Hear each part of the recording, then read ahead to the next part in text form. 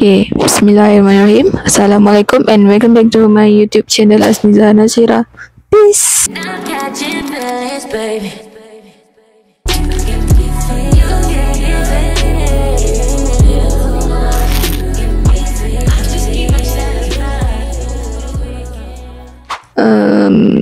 Macam mana ya aku nak cerita. So kita nak cerita-cerita je dulu.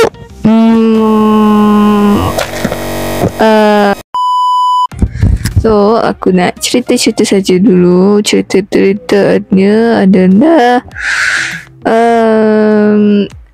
kenapa aku dah 2 minggu, setiap kali 2 minggu tu aku tak upload konten, tak upload itu, tak upload ini kan. So aku nak cerita dulu. So first, aku minta maaf bagi pihak aku sebab dekat 2 minggu, almost 2 minggu aku tak post konten, any konten. Even dah berpuasa, dah nak masuk bulan puasa Ramadan yang ke 10 Ramadan 10. So why first aku tak upload konten? Kerana first aku tak sihat. Tak sihat sebab apa? Aku tak nak cakap lah tak sihat sebab apa. Yang kedua, aku kerja in real life. So sebabkan apa, nak raya kan, guna banyak duit, nak itu, nak ini apa semua kan. So straight dari Isnin sampai ke Ahad, straight kerja saja. Walaupun aku jenis kerja berpuasa ni macam agak lambat sebab aku tak sihat kan. So yang ketiga, aku tak upload konten sebab bila dah duduk tengah panas kan, kau kerja tengah panas, aku akan nak tidur je. Aku akan rasa nak tidur. So aku minta maaf sebab 2 minggu, dekat 2 minggu tak upload. So konten kali ni aku nak buat apa kita nak buat cerita podcast seram. So walaupun bulan puasa kan, dah bulan puasa, syaitan, jin ikat apa semua kan, kita nak buat podcast juga sebab siang tak boleh, tapi malam je free. So jom lah kita mula. Let's go. So ini adalah segmen podcast seram aku sendiri. So aku nak start dari mana ya? So aku nak start dari pengalaman masa aku kecil. Pengalaman masa kecil aku yang aku boleh ingat sikit-sikit lah. Walaupun tu dah berpuluh tahun, aku sekarang dah pertengahan 20-an. So mungkin aku akan ingat balik. So kisahnya sebegini guys. Masa tu aku sekolah rendah lagi, dah umur 8 ke 9 macam tu. So masa tu juga aku masih tidur bawah ketiak bapak aku. Masa tu kecil dia kan. Masa tu aku memang akan tidur bawah ketiak bapak aku. Masa tidur sebelah lah maksudnya. Masa tu aku tengah nak tidur. Masa tu kan nak tidur. Lepas tu yang aku ingat, tengah petang-petang tutup tilam semua. Masa dulu, masa kecil aku tak ada bilik tau. Memang aku tidur dengan bapak aku, adik-adik aku sekali. Masa kecil-kecil dulu lah, aku jangan salah faham pula. Masa tu, masa dah tengah nak, time aku tengah nak bentang tutup, petang tilam, bentang nak baling bantal apa semua, aku tiba-tiba aku macam tak termasuk di akal. Aku pergi tengok tingkap belakang. Masa tu pun rumah aku kecil lagi dan tak ada bilik aku yang macam sekarang ni. So di situlah bermula fasa di mana aku melihat sosok yang aku tak nak sebut sebab aku takut. Tapi korang bayangkanlah sosok yang gula-gula kapas lah macam tu. Yang ni. So masa tu aku rasa macam what the, dia macam macam tak percaya. Aku rasa macam aku masa tu aku macam tak percaya aku nampak sesuatu tu. Lepas tu aku rasa macam takut. Dah rasa takut. Lepas tu aku fikir macam, ya betul, aku tengok apa ni. Lepas tu aku tengok balik, ui, dia macam betul-betul feel tu meremang naik lah. Feel takut tu naik lah, meremang bulu roma sekali. Bulu roma aku naik semua lah. Dan aku tak nampak muka, cuma macam just nampak macam putih-putih saja, tak nampak muka. So masa tu aku macam, aku tak ingat lah, tapi yang aku ingat aku macam aku ambil selimut, mata aku baring terus. Aku tak cakap apa-apa, tak cakap itu, cakap dekat bapak aku tak ada. So esoknya pergi berubat kan kat sekitar kampung aku juga. Dia lorongnya lorong sama dengan rumah aku, tapi orangnya pun dah tak ada dah kan, dah kembali ke rahmatullah kan, dah lama sangat dah. So aku cakap lah yang aku nampak sosok putih yang macam ni dekat belakang rumah, dekat tingkap kan, tengok kat tingkap tu.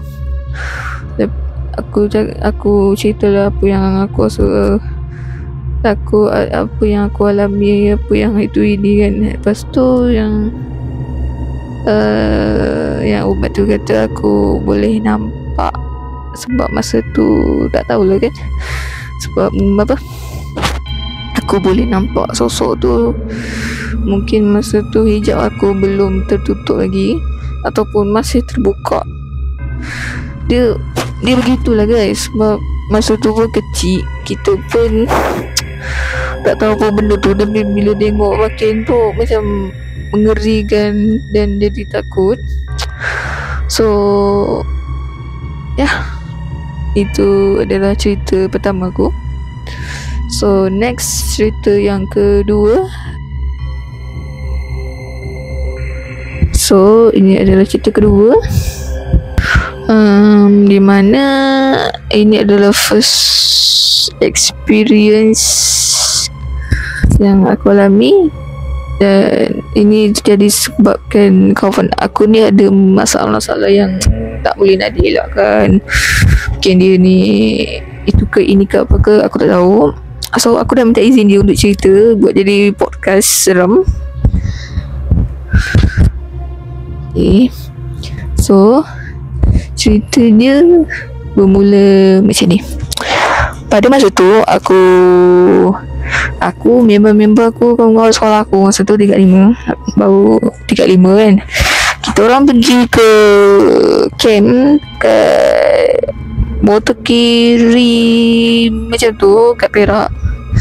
Motor kiri Perak macam tu lah, tapi dia camp. Aku tak tahu lah, dia tak ingat apa namanya. So masa tu pada malam tu, malam last nak balik rumah kan, pada malam last tu aku tak sihat kerana aku ada skolosis. Aku tak boleh duduk bawah terlalu lama, tak boleh membungkuk terlalu lama, ataupun duduk bawah lah. Sebenarnya cerita aku tak boleh duduk bawah, tak boleh tutup lini terlalu lama. Dan kebetulan kawan aku tu, kawan satu kelas aku tu, dia demam. Dan aku pun jaga dia sebab dia kan tak sihat kan. Aku jaga dia. Malam tu dia cuba nak tidur, aku tak tidur.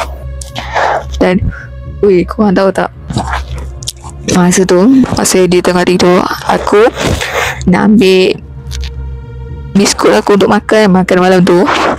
Aku dengar suara bunyi macam orang menangis lah, macam tu. Suara menangis. Lepas tu aku tak boleh nak terbayang kalau nak kejutkan kawan aku masa tu tengah demam, tak sampai hati. So menangis. Kali kedua tu pula kan, aku dengar suara bernilai.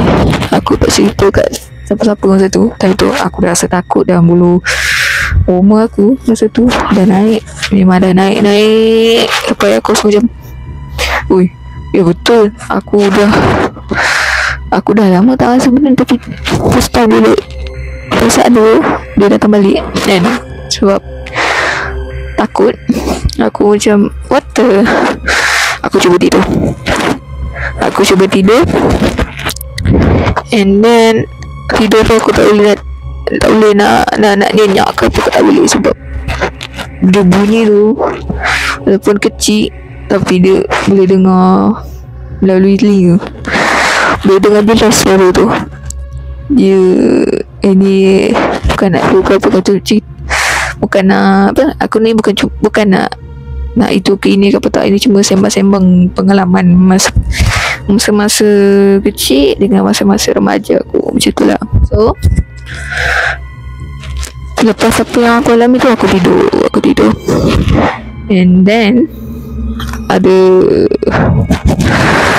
satu benda ni akhirnya terjadi selepas apa yang aku alami tu. Pada masa tu ada seseorang ni, dia macam mana dia kata, dia macam pelik sebab dia tiba-tiba itulah, dia macam tak nak cakap, tak nak itu, tak jadi kan. Semua aku tak nak sebut nama dia sebab biarlah dia rahsia. Aku tak nak sebut nama dia siapa. Masa tu dia agak kepelikkan. And then masa tu pula semua nak tidur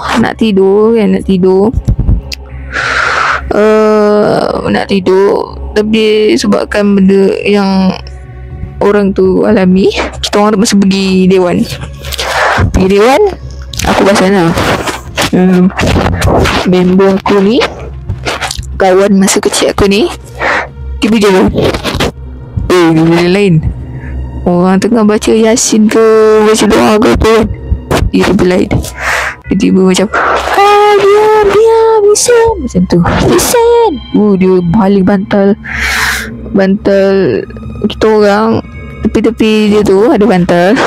Ada masing-masing dah takut. Dia menjerit Yasin macam tu. Masa tu belum dah naik, dah itu dah ini. Yang apa, yang kena, orang yang mula-mula kena tu pun bawa ke dewan juga. Terpaksa bawa ke dewan sebab ya tiba-tiba dia ada dekat asrama tu. Maksudnya macam mana ya cakap ya, orang yang kena tu kena kat asrama tempat tidur kita kan, dan terpaksa juga bawa ke dewan. Macam tu lah yang aku ingat, bawa ke dewan. Lepas tu dia berjangkit dengan member sekolah, member masa kecil aku ni. Dah kawan aku ni paling bantah, berjerit juga, kena tu ini apa semua kan.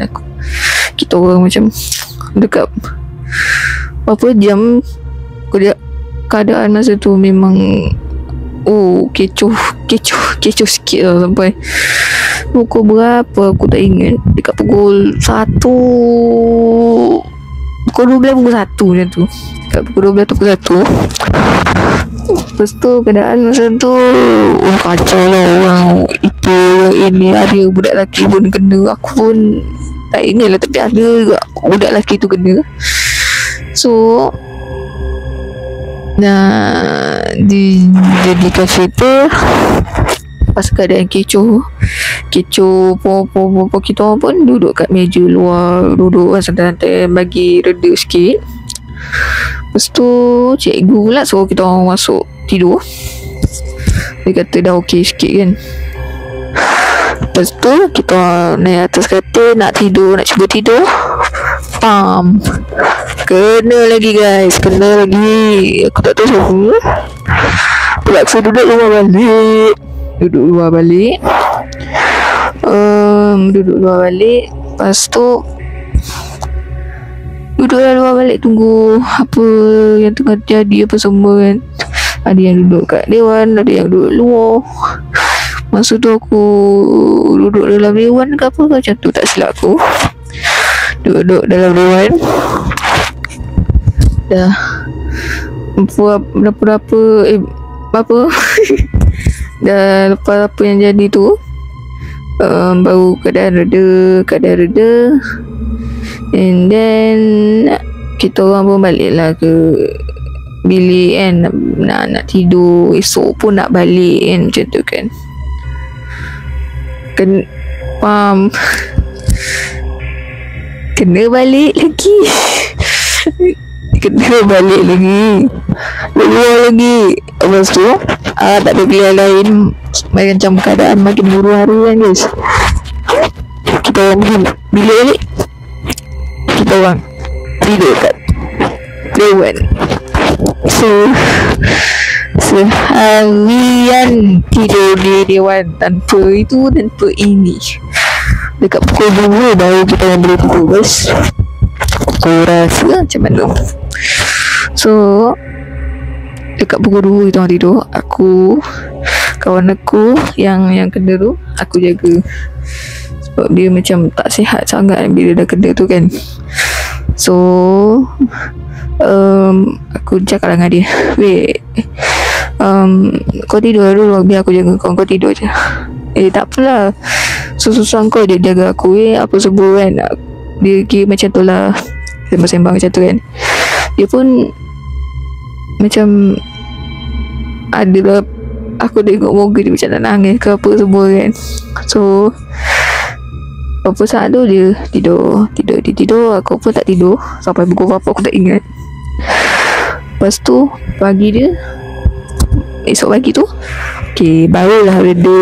Barulah itu ini kita orang pun balik ke bilik tu, mandi untuk itu untuk ini. Kalau kan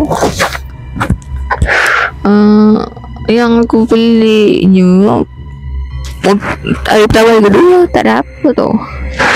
Bila hari nak balik tu, aku macam pelik. Rupanya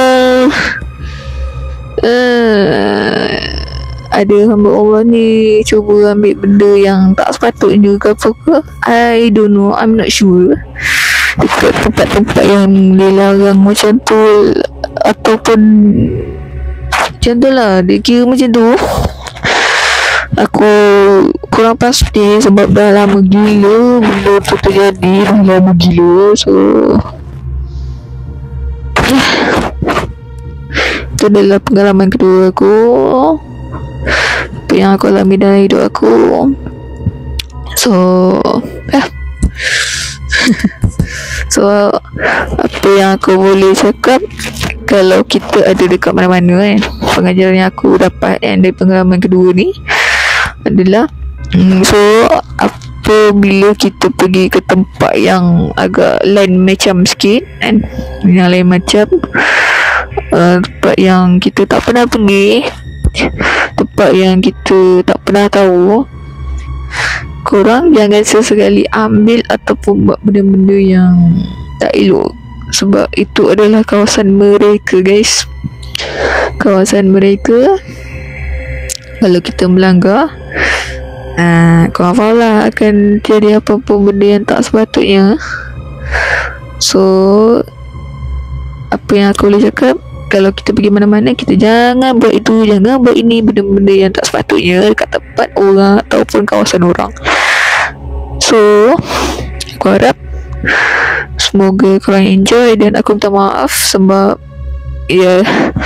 aku nak menceritakan balik tu memori lama tu macam agak kepayahan sikit. Dan aku minta maaf kalau video kali ni agak ada kekurangan ke apa ke kan, aku minta maaf. So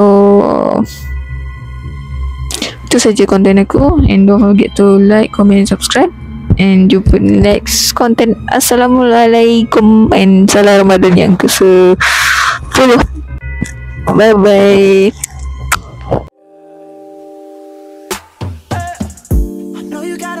left for the club, waiting on Nick, come pick you up.